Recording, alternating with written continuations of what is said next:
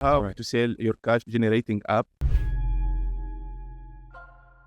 First of all, you have to consolidate your numbers in one place. I have a YouTube video in my channel that you can find in my Instagram bio where I explain or I share my spreadsheet where you can save your numbers for later on. You can follow your conversion rate, what's happening, and everything. Let's say you want to know if you spend $1,000 at this conversion percentage, at this paywall conversion, at this trial conversion, how much I'm getting back and how long will take me to get my money back. So I have the D30, D60, and D90, which is day 30, day 60, day 90. This will be automatically calculated based on your input. And I have a video where I explain this in my YouTube channel. Go there, subscribe, watch it, and I will know how to do it. Of course, third-party SDKs for in-app purchases are very important. Abhad has explained revenue cut, everyone knows about this. Ad tracking event, amplitude Firebase, or others. If your target is sale in 12 to 24 months, you have to get organized from the beginning so Great. you don't confuse the buyer. You have the Google Drive that you share, and boom,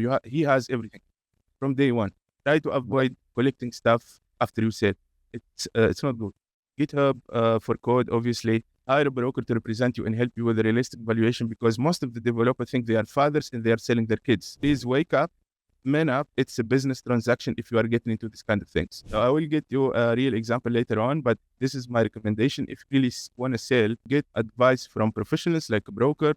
Don't get trippy about valuation 10x, 11x. No, it doesn't work like that. I will explain in the next slide. So this is the reporting slide. You will find the video where I explain how to report weekly basis or hire VA to fill it for you each week. So you know where are you going with your conversion rate. The two blue lines are the conversion rate from, I think, the listing and the conversion rate of the paywall. Those are my main, where I look to, let's say, see, hey, did we do better last week or not? So go ahead, Steve. They're not My huge YouTube. spends, by the way, I mean, this is per week, but the most you spent was Google 8,000 1 week, but it was a few $1,000s. Those are real numbers, and it's included in my sheet in YouTube. So you can get that sheet with real numbers, clear it for yourself or make a copy. So so up valuation, it's a TTM profit, which is the trailing 12 months profit multiplied by the multiplier that we are going to talk about. As I said, TTM profit, not sale. People or develop. I spoke with a couple. I was buying Samba, I purchased a lot of apps, and developers think that they will sell based on the sales multiplier, which is not good. I was trying to do some education along the way and convince them that it's about profit, not sales. Yep. So if your app is doing 100,000 a year, let's say average 8,000 a month, but that's average, but doing 60K profit per year, TTM. Our multiplier is we start talking about 60,000. We ignore your 100,000, doesn't matter. I took 2.5x value, the multiplier. Many factors. You had the Blue Throne guys speaking with you in the channel. Everyone watching, you go look for that video where they go through exact items where to look for to generate your multiplier. And in this case, 60 multiplied 2.5 is 150K of valuation. And this is a real, let's say real example, but it's a good example. This is a reasonable multiplier. Like, don't expect anything. Negotiation can take up to 4 to 12 weeks with different buyers. So you are not talking, if you hire a broker, you are not talking to one buyer. You may talk to 2, 3.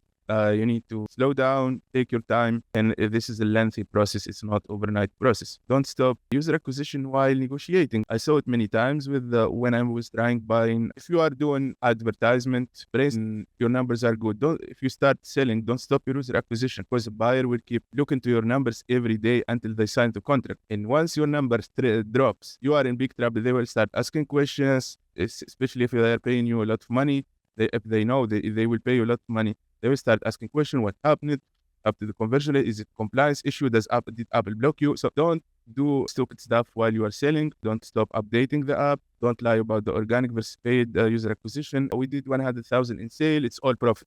No, it's not. Obviously, it's not. You have cost at that scale and you have to present your numbers because someone tried to do this for me. I was buying an app from him and he told me it's all organic, $1,000 per month. Then I checked the iTunes Connect, App Store Connect traffic sources. There is a lot of Google. I told him, hey, you have Google ads running. Show me the account so I know what you have been running as campaigns. So at least I can copy those campaigns for myself. So all in the game shifted. So the pricing and the multipliers changed. And I got that up from 50K he was asking for 12,000. Nice. Okay. So this is a real example. So a buyer can buy all cash or can ask for payment plan. So don't panic. This is normal. They can pay you 50%, 25% later on, all in the contract. Back to the broker. Usually buyers coming from your broker are vetted and safe. You don't have to panic. It's fine. Agree on specific set of hours of knowledge transfer. So if you sell your app, most of the contracts will include 3 months of knowledge transfer. But what does it mean, 3 months? You are now a slave? No, you have to agree on hours valid for 3 months. For example, you can offer 40 hours of knowledge transfer. If their developer needs help, whatever, you can start the counter. Hey, we have this specific set of hours to use for the next 3 months. If your team failed to be available in the next 3 months, it's not my problem. Here's a very professional answer to this kind of situation. Avoid selling via these the platforms I mentioned because most of the buyers are just curious. Keep them as plan B. Because I tried that with another app. It's a mess. But you have to talk with a lot of people at the same time. And everyone is looking to access the data. And it's a huge waste of time. Let me give you my secret weapon here, UGC or Arabic in North Africa. Brain scale and get local UGC content creators. It's our digital. They are specialized in UGC for Middle East and North Africa. And you can get the 15% off from them. You can email them and tell them you are coming to me and give that discount code. And they will figure out local creators if you need from KSA, if you need North Africa. You can give them the local and they will get you someone with that specific accent to do your videos, because Arabic is not the same across Middle East and North Africa. You can be very specific with them. They will help you with this. And As for localizations, this market, so are you running ads for these markets, North Africa, Middle East? in my last exit, I was running ads. So as I said, Okay. my last exit was my huge point was Arabic. Where were your sales coming? Or was it more in US and Arabic? US and Middle East. And I think that's where, your advantage comes into, because you speak Arabic, right? Yes. Yeah. Arabic in French, in German. So I already listed German company for UGC, French company for UGC. So all these are locals where you can generate, it's the same, almost the same price. It's not that expensive, around $100 for per creator, maximum 200. Is fine if you are scaling. Add more localizations, by localization, listing screenshots in app. So 3 parts. So once you have the money, because this is the section app sold, you can partner with developer for equity on exit. So you can buy an app, get another developer from the community. Hey, I have this project, can work on it. I do the growth, you do the code, and you are not getting paid. You get a percentage when we sell this. Yes, I like that. I like that idea. So once you have the money, also you can invest in a tool called Big Spy. They are ad spying for apps, gaming and non-gaming. They are specialized in this kind. You can filter Google Ad Mob in iOS and search ChatGPT, for example. Brace all the chatbot apps, what they are running as videos, what they are running as photos, how many views per video, what's popular right now, if you can filter per last 7 days. So it's very, very practical to see what's going on right now. As Steve said, you can join the group for unique unpublished tips, apps, deals, job description. If to communicate with Fiverr people, don't get ripped off by freelancers. Just tell me, hey, I got this offer. Is it within the norm or it's not? Brainstorm rejection reason and rejection reasons. I'm gonna leave that up so you guys can put that code in. George says, if the app is making good revenues, why sell it? Why not continue to get that every month? So can you guarantee that this trend is staying or not? So because if you are not selling while growing, the valuation is different if you are plateauing. If you are plateau, like 50K each month or 20, 30, 40, 50 in the last 4 months, it's 2 different valuations. You are not the same boat because selling the app for revenue plus the hope of growth. If you don't display hope of growth for the buyer, you will get a very different valuation. This is the point. If my chart is showing growth, that's where I'm selling around 100K per year in a chart is showing growth. Brace emotions around this kind of stuff, because if you mess with the data, buyer is not interested anymore, or they will offer a lower multiplier because you are in a plateau situation. Yeah, you're going to have to make that decision. But Betcher, you said it best, man. I think a lot of times we think we're the parent and the app is the child. I'll give you a real example.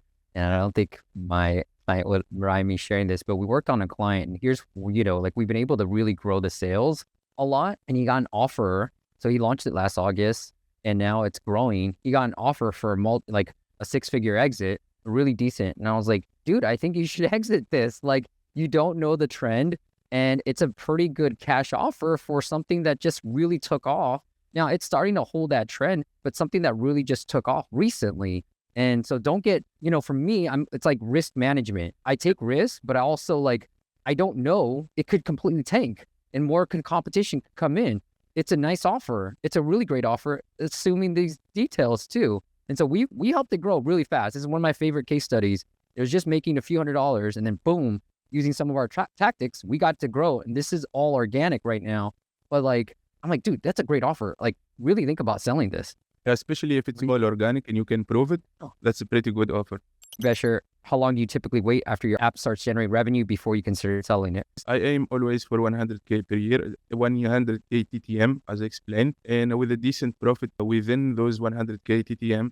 So maybe I start listing and contacting my broker around 80K. The good trajectory going up, and that's a good chart to show to potential buyers. Hey, check this out. It's growing. Come buy it. Yeah.